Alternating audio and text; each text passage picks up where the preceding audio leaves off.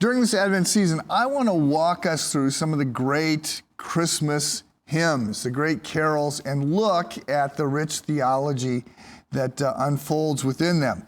And I want to start with this Christmas hymn, Come Thou Long Expected Jesus. That's the title, that's also the first line.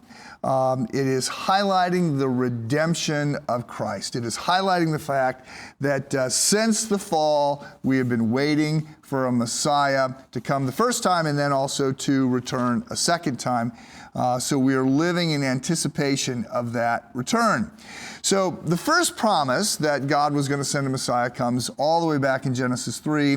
You might remember that God is cursing the serpent, and he says, because you have done this, cursed are you above all the livestock and all the wild animals. You will crawl on your belly and you will eat dust all the days of your life. I will put enmity between you and the woman, and between your offspring and hers. He will crush your head, you will strike his heel. So I've made this point many times, but this is the first statement. This is the first promise. We call it the proto-evangelion, the first statement of the gospel that God is going to send his son. And the prophecy comes in, it's an odd framing in Hebrew, that the seed of woman. So again, women don't have seed, women have an egg, and so it's this weird, very early reference to the virgin conception of Jesus that is lost on us until we get into the New Testament and are able to put that together. But what has happened is that there was this promise made, and then throughout the Old Testament, this promise that God would continually come back to his people and he'd say, gonna send one, I'm gonna send the Messiah, I'm gonna send the promised one, I'm gonna send the Christ, and he is going to make things right. He is going to defeat evil.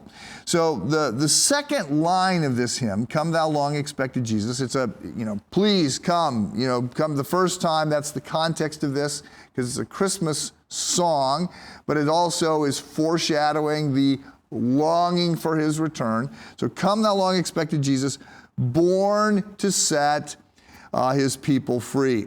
So the primary reason for the arrival of Jesus is to pay our moral debt. He was born to die. He is born as the one who is going to redeem us, and he redeems us through paying our moral debt. So it's important that we understand that the primary reason for Jesus' arrival, the first Christmas, was not that he would be an example to us, not that he would lay out this grand philosophy. In fact, he is an example, and he does lay out a grand philosophy. And we should pay attention to his example and try and follow it, and we should embrace his teaching, very much so. But we are recognizing beyond that he's not just a coach, he's not just a guide, he's not just a great professor, he's not simply wise, he is a savior. And so that's what we look forward to when it comes to this Advent season. We are longing for the arrival of the promised Messiah, Jesus, the Son of God, born to set his people free. Have a good day.